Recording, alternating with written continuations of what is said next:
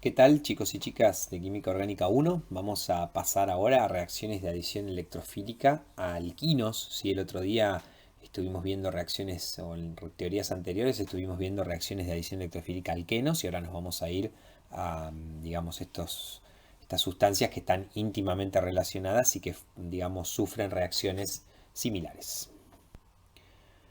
A ver, vamos a repasar un poquito cómo es la estructura electrónica de un alquino, ¿sí? Los alquinos tienen un enlace triple carbono-carbono. El enlace triple está formado por un enlace de tipo sigma, ¿sí? De el solapamiento de dos orbitales sp, y luego dos orbitales pi, ¿sí?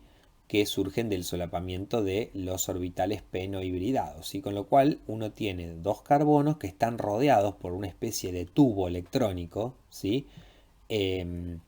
Que a diferencia de los alquenos, en los alquenos uno tenía solo por encima y por debajo. En el caso de los alquinos tienen toda una nube electrónica alrededor del enlace carbono-carbono, ¿sí? Que la hace susceptible del ataque a electrófilos, ¿sí? En principio, al igual que los alquinos experimentan reacciones de adición electrofílica, ¿sí? Los mismos reactivos electrofílicos que adicionan sobre alquenos también lo hacen sobre alquinos. Pero como el producto de adición sobre un alquino es un alqueno, el exceso de electrófilo se puede presentar en una segunda reacción de adición. ¿Qué quiere decir esto? Por ejemplo, tomemos este ejemplo, el 2-butino con cloruro de hidrógeno, ¿sí? En principio, el 2-butino con cloruro de hidrógeno va a dar como producto, fíjense, ahora vamos al centro de la reacción, pero va a dar como producto un alqueno, o sea, un carbono se une a un hidrógeno, otro carbono se une al cloro, ¿sí? Pero el enlace triple se transforma en doble. Si yo tuviese un exceso de cloruro de hidrógeno, el exceso de cloruro de hidrógeno también reacciona con el alqueno, que se forma como producto, con lo cual terminaría teniendo un alcano. Bien, ¿cómo es el mecanismo que se propone para la adición de halogenuros de hidrógeno? Siempre empezamos con esta reacción porque es de las más simples que hay desde el punto de vista mecanístico, ¿sí? En principio, el enlace triple ataca al protón, que es el electrófilo, y el par electrónico se lo lleva el cloro como cloruro, y se forma este carbocatión, ¿sí? Es un carbocatión que tiene un enlace doble, ¿sí? Y un carbono con carga positiva. En un segundo paso, el cloruro entra sobre ese carbocatión, se adiciona y forma, en este caso, este cloruro. Bien, este carbocatión que tiene carga positiva sobre un carbono con doble enlace se llama un carbocatión de tipo vinílico. Vamos a tomar ese nombre. Las adiciones electrofílicas de HX a los alquinos son entre 100 y 1000 veces más lentas que las correspondientes adiciones a alquenos. O sea, los alquinos, y esto se va a extender al resto de las reacciones, los alquinos, al contrario de lo que uno pensaría en un principio, son menos reactivos que los alquenos. ¿Sí? Porque uno pensaría, tiene 3 enlaces en lugar de 2, porque esto debe ser más reactivo que un alqueno. No, y sin embargo no. Los alquenos son más reactivos que los alquinos. Los alquinos reaccionan pero más lento. ¿Y eso con qué tiene que ver? Bueno, veamos el diagrama de reacción para formar, digamos, para dar esta primera reacción. Esta primera reacción se forma el intermediario y es una reacción de tipo endotérmica, ¿sí? Bien, los alquinos, el punto de si yo quiero comparar un alquino con un alqueno, ¿cómo se adicionan? Primero, el alquino, como dijimos acá, va a generar un carbocatión de tipo vinílico, ¿sí? O sea, un carbocatión en el cual la carga positiva está sobre un carbono de doble enlaces. Los alquenos generan carbocationes normales, llamémosle, que son los carbocationes de tipo alquílico, ¿sí? O sea, en el cual este carbono es un carbono sp2 triangular.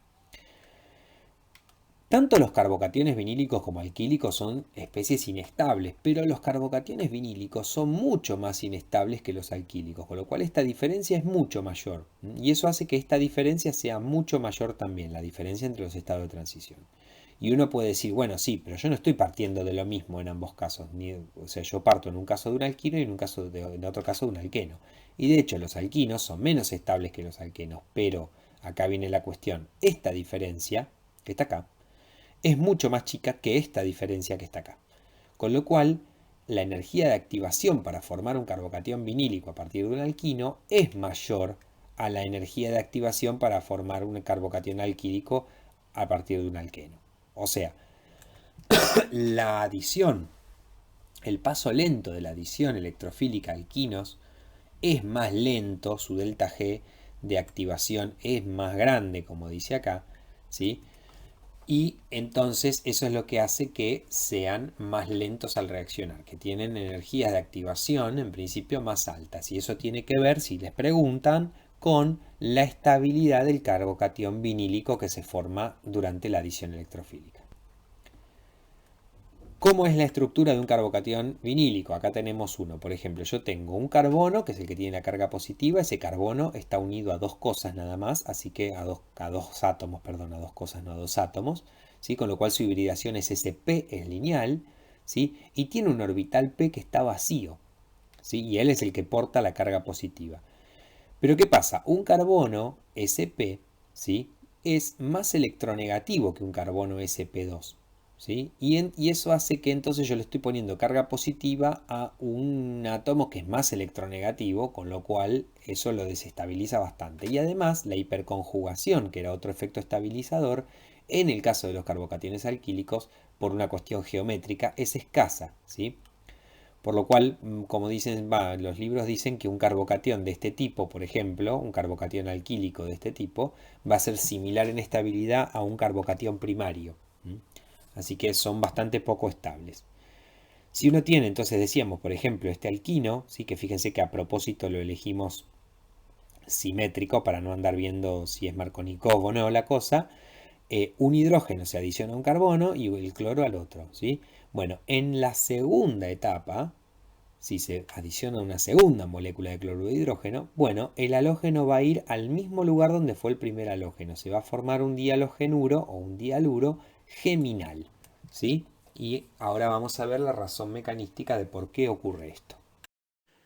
Bueno, entonces, la adición de halogenuros de hidrógeno a los alquinos sigue una regla más o menos parecida a lo que pasaba con los alquenos. ¿Sí? Por ejemplo, si yo tengo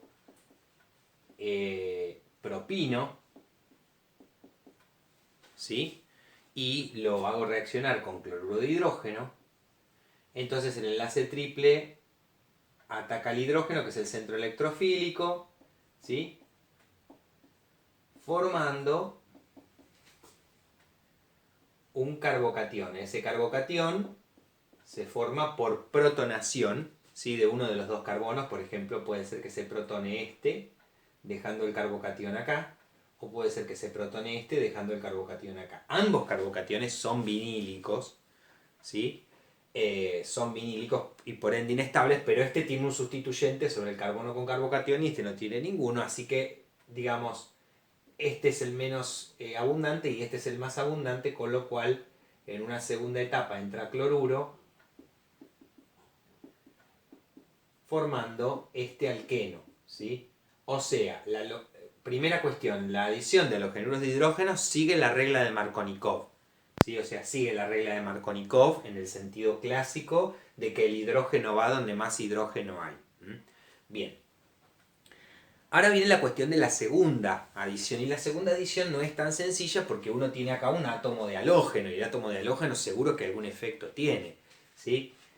Además, si recordamos, recién vimos un ejemplo en el cual los dos carbonos, ninguno tenía hidrógeno. ¿Sí? Y la segunda halogenación se da la segunda adición de cloruro de hidrógeno se da en el mismo sentido que la primera. O sea, el halógeno va al mismo carbono donde fue el primer halógeno. ¿Sí? O sea, el segundo halógeno entra donde entró el primer halógeno, no sé si me explico. Y la pregunta es ¿por qué? Bueno, vamos a que esto siga reaccionando con cloruro de hidrógeno.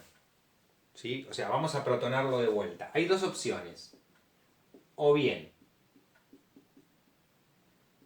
yo voy a escribir la estructura ahí, se puede protonar acá, dejando el carbocatión acá, o bien se puede protonar en el extremo, dejando el carbocatión más en el centro. ¿Sí? Uno puede decir acá, bueno, este es primario y este es secundario, y qué sé yo, pero en sí la presencia del halógeno juega algún efecto y de hecho nosotros sabemos que es este el más estable porque a partir de este se va a formar el que tiene los dos halógenos en el mismo lugar. Entonces, ¿por qué este es más estable que este? Y acá tenemos que tomar en cuenta que el halógeno tiene pares libres y esos pares libres le permiten hacer una estructura resonante, ¿sí? Con el con el carbono, en el cual la estructura resonante tiene todos los octetos completos, ¿sí? O sea, este carbocatión es bastante más estable que este por resonancia, por lo pronto, ¿sí? Entonces, en la segunda adición, acá se adicionó hidrógeno, viene cloruro, se adiciona en esta posición, y si uno mira naturalmente, los dos halógenos tienen que ir a la misma posición. Esta segunda etapa y esto del carbocatión explica no solo digamos, no solamente el tema de lo Markovnikov o no, sino de por qué el segundo halógeno va al mismo lugar que el primero, ¿sí? Esto no sé por qué, no suele estar en muchos libros, ¿sí? Pero bueno, es la razón mecanística de por qué, o por lo menos una justificación de por qué se puede formar este dialogenuro que se llama dialogenuro geminal, los dos halógenos en el mismo carbono. Entonces, del mismo modo que ocurrió con los alquenos, los alquinos adicionan agua, ¿sí? O sea, uno tiene un alquino, por ejemplo, si uno lo hace reaccionar con agua y ácido sulfúrico, ¿sí? Que esta era la primera reacción que vimos para adición de alquenos. Bueno, un hidrógeno se adiciona a un carbono y el OH se adiciona al otro, ¿sí? La diferencia que vamos a tener en el caso de los alquinos es que el enlace triple se transformó en doble, disminuyó en uno su orden, ¿sí?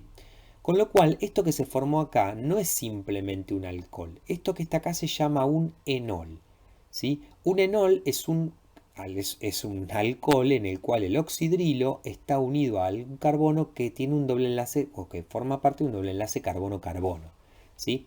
Los enoles, como dice acá, el producto inicial de la reacción es un enol, se reordenan de inmediato porque no son estables y se reordenan a acetona. Fíjese, este enol se transforma flum en esta acetona, ¿sí? Rápidamente. Este equilibrio se llama equilibrio tautomérico, ¿sí? Tiene ese nombre. Ahora vamos a ver cómo es que ocurre, pero en principio fijémonos qué es lo que rápidamente qué es lo que ocurre. El doble enlace, en vez de estar entre los carbonos, se va digamos, se va a ubicar en el producto entre carbono y oxígeno, y el hidrógeno que estaba en el oxidrilo va a formar parte de un CH2 acá al lado del carbonilo, ¿sí? Con lo cual el producto final, en el caso de la adición de agua de un alquino de este tipo, es una acetona, ¿sí?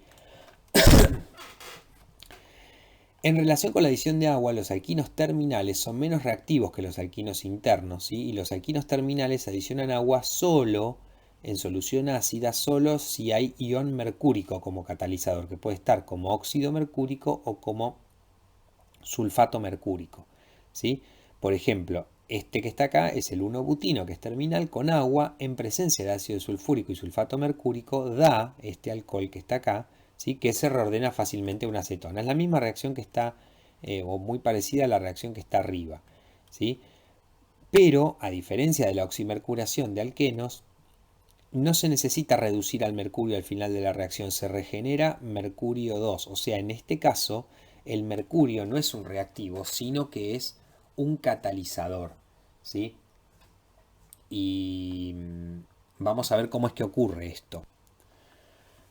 La reacción de hidratación catalizada por mercurio 2 se supone que transcurre por vía de este mecanismo. El alquino ataca al mercurio 2, que es electrófilo, y el mercurio queda unido a uno de los carbonos. Este carbono que está acá, el carbocatión vinílico, es atacado por el agua, ¿sí? Luego viene otra agua, abstrae un protón, entonces se forma esto, que sería un alcohol órgano mercúrico, o sea, tiene un carbono con un mercurio, un doble enlace y un oxidrilo. Y acá viene la diferencia con los alquenos. Este alcohol que se formó acá no necesita reducción porque el mismo medio ácido reemplaza al mercurio por un protón, ¿sí?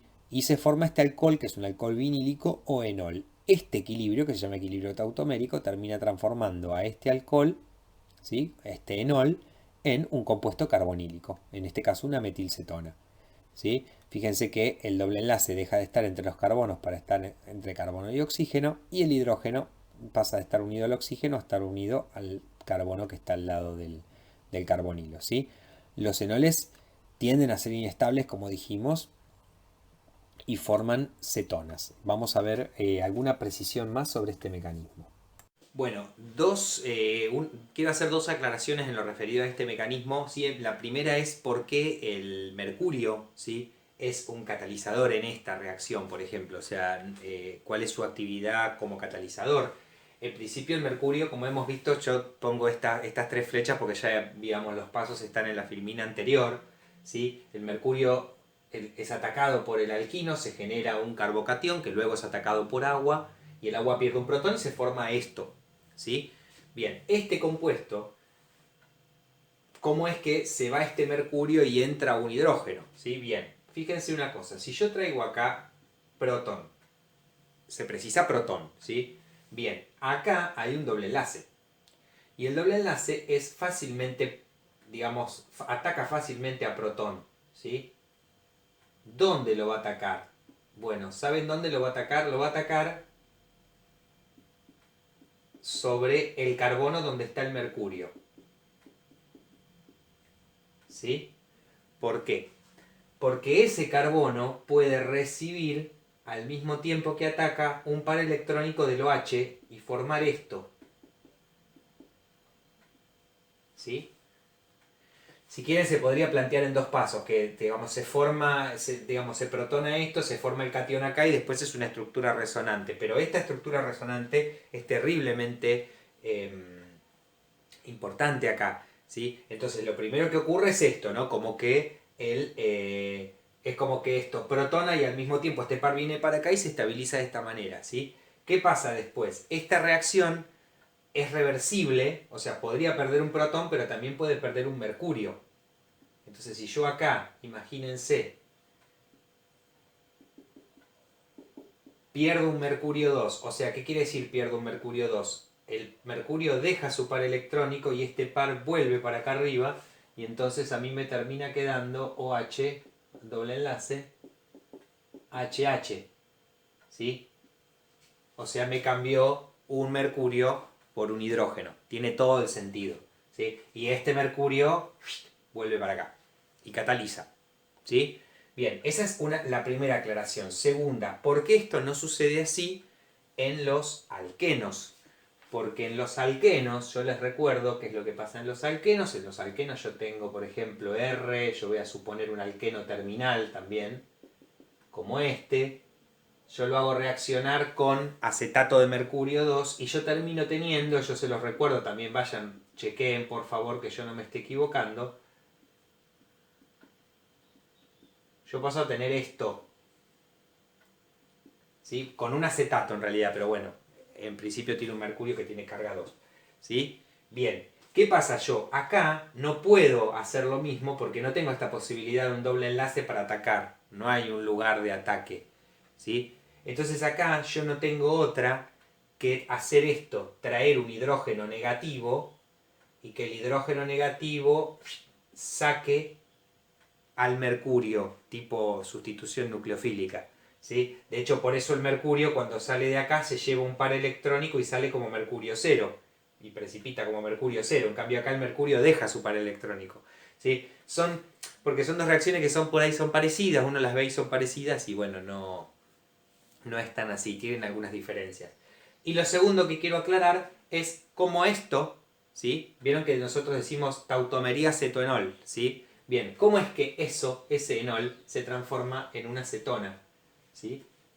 Me parece que es un mecanismo que no es difícil, ¿sí? Y que está bueno que lo aprendan porque, digamos, la tautomería cetoenólica es súper importante después a nivel biológico y, digamos, es un mecanismo que, digamos, tiene bastante sentido. Imagínense que la tautomería se da como en este caso en medio ácido, ¿sí? ¿Qué quiere decir? Hay un protón, ¿sí? ¿Y quién ataca al protón? El doble enlace. El doble enlace ataca al protón, ¿sí? Donde, como dijimos hoy, si ataca al protón protonando acá, este OH trae su par electrónico y forma esto, ¿sí? ¿Está bien? O sea, todo de un solo saque, plum, se protona y el OH deja su par electrónico acá. Y esto, miren qué sencillito que es, si pierde un protón, pero no pierda este, que pierda este protón, se transforma fácilmente en una metilcetona, ¿sí? Metilcetona porque tiene un metilo de este lado, pero una acetona. ¿Sí? Bien, entonces es un mecanismo bastante sencillo y es un mecanismo súper reversible. ¿Sí? La gran mayoría de los enoles, esto se llama forma enol, esto se llama lo que le llamamos la forma ceto, y esto se llama tautomerismo, esta isomerización. Es una isomerización rápida a temperatura ambiente y por lo general las formas ceto, las formas carbonílicas o forma cetona o aldehído, son las más abundantes, o sea, son las más estables en equilibrio. El equilibrio suele desplazarse hacia acá. Sin embargo, van a ver después en algunas otras orgánicas o en algunas otras materias que hay enoles que son estables, ¿sí? O sea, hay forma de que esto se desplace hacia allá para quizá moléculas un poquito más complejas. Otra forma de hidratar alquinos, ¿sí? Como del mismo modo que en los alquenos, es la hidroboración-oxidación, ¿sí? En este caso, el borano se añade rápidamente a un alquino del mismo modo que lo hace un alqueno y el borano vinílico resultante puede oxidarse con agua oxigenada, ¿sí? Para obtener como producto final un compuesto carbonílico, una acetona o un aldehído, ¿sí? Bueno, por ejemplo, si uno tiene un alquino de este tipo interno, fíjense con borano en THF, ¿qué se forma? Se forma el enlace doble y un boro unido a una de las posiciones y el hidrógeno unido a la otra. El agua oxigenada reemplaza al boro por un OH, pero otra vez, igual que pasó hoy digamos, en la reacción anterior, se forma un enol y el enol tautomeriza rápidamente, en este caso a una acetona. ¿Sí? Vamos a ver ahora con algún ejemplo que se pueden dar también aldehídos. Bien, el vinilborano, ¿sí? Que está acá, puede experimentar una nueva hidroboración y para prevenir esto se suelen usar boranos voluminosos que den una sola hidroboración. Por ejemplo, el, eh, este compuesto que está acá, ¿sí? Que tiene un boro con estos radicales, que son radicales isoamilo, ¿sí? Y que,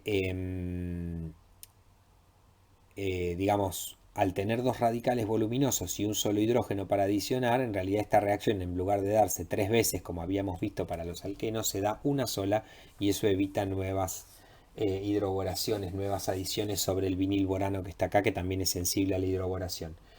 De cualquier manera, les voy a mostrar algún otro ejemplo como para que lo veamos más en detalle. Bueno, vamos a ver entonces un poquito sobre la hidroboración de alquinos, ¿sí? La hidroboración de alquinos, si yo tengo, por ejemplo, un alquino de tipo terminal, porque el ejemplo de recién era un alquino simétrico, ¿qué pasa si el alquino no es simétrico? Bueno, la hidroboración, que en este caso se da, vamos a poner boro HR2 porque se suele usar un borano que tiene un solo hidrógeno y dos R que se llaman ciamilos, ¿sí? Que son R de 5 carbonos, es para que haya una sola adición y no se den cosas complicadas, pero básicamente, ¿cómo se va a dar esa adición? Bueno, yo tengo el enlace simple, se va a transformar en doble, ¿sí? El hidrógeno, ¿a dónde va a ir? A este carbono y el boro a este carbono. ¿Por qué? Porque la hidroboración de alquinos, al igual que la hidroboración de alquenos, sigue teniendo factores de tipo estérico, o sea, el boro R2 más del lado más lejano a los R, ¿sí? Y este más cercano, de este lado. Bien. Y ahí se formó el alqueno. ¿Qué es lo que pasa después? Esta reacción, como siempre, con agua oxigenada, perdón, para acá, con agua oxigenada en medio básico, lo que va a hacer es cambiar el boro R2 por un oxidrilo, ¿sí? Y entonces se formó otra vez un enol.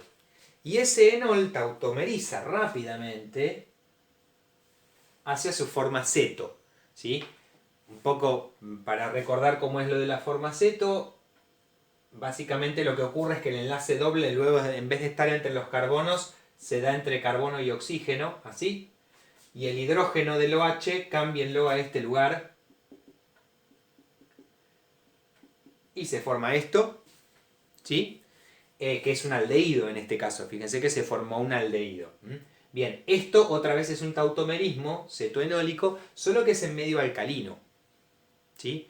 Y quizás el mecanismo sea distinto a lo que era en medio ácido. Recién hace un poquito vimos cómo era el tautomerismo en medio ácido. Bueno, El tautomerismo en medio alcalino tampoco es difícil de analizar. Yo lo voy a hacer para este ejemplo particular. Imaginen que tenemos este enol, ¿sí? Bueno, lo primero que va a pasar es que va a venir oxidrilo y va a sacar el protón más ácido de toda la molécula, que es el protón del OH. ¿Sí? Saca el protón del OH y queda esto. ¿Sí? Este anión se conoce como enolato, ¿sí? Porque es un anión que tiene dos estructuras resonantes. Las voy a escribir acá. Si uno trae de los electrones del oxígeno, traes así y traes acá, ¿no? Tenés esto así, con esto negativo, ¿sí? Y ya si lo miran, esto ya tiene cara de aldehído, ¿no? Ya es un aldehído que tiene una carga negativa ahí, ¿sí? Entonces, ¿qué es lo que va a pasar ahora? Va a venir un agua, el agua le va a dejar un hidrógeno al carbanión este y va a salir OH. ¿Por qué? Porque el agua le deja un protón, se transforma en OH. ¿Y entonces en qué se transforma esto? En RCHH, COH, y este es el aldehído, ¿sí? Que es el producto final de la reacción. Tampoco es una reacción, un mecanismo muy complicado, ¿sí? Para que lo tengamos en cuenta. En principio, ¿qué es lo que pasa durante el tautomerismo? Se cambia de lugar un doble enlace y un hidrógeno, ¿sí? Las dos cosas se cambian de un tautómero a otro, y saber que el tautómero ceto, en este caso es un aldehído, ¿sí? El tautómero aldehído es bastante más estable que su tautómero enólico, ¿sí? Y que, por lo pronto, resumiendo así, los alquenos por hidratación, la que fuere, dan alcoholes. Los alquinos, por hidratación, la que sea, dan aldehídos o cetonas como productos finales, recuérdenlo, ¿sí? Bueno, entonces, resumiendo, si tenemos un alquino terminal, o sea que tiene un hidrógeno unido a uno de los carbonos del triple enlace, podemos hacer dos tipos de hidrataciones. Y ambas van a llevar a compuestos carbonílicos, acetonas o aldehídos. Si hacemos la hidratación con agua en medio ácido sulfúrico y sulfato mercúrico como catalizador, la reacción va a ser Markovnikov, el hidrógeno va a venir al carbono que más hidrógenos tiene, el OH en principio se va a adicionar sobre el segundo carbono y luego por tautomerización va a dar una metilcetona. El producto es el producto Markovnikov.